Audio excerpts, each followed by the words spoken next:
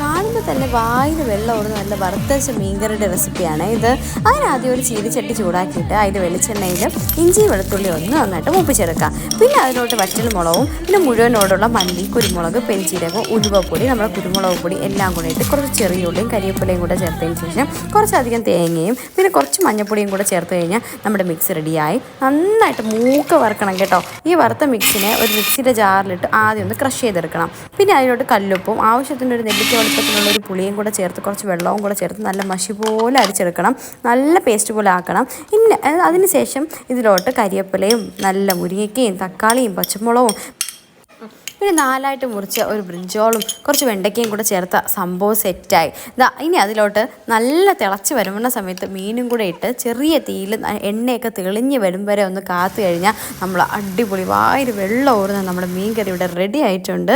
ഇനി ഒന്നുമില്ല, കഴിച്ചാൽ മതി.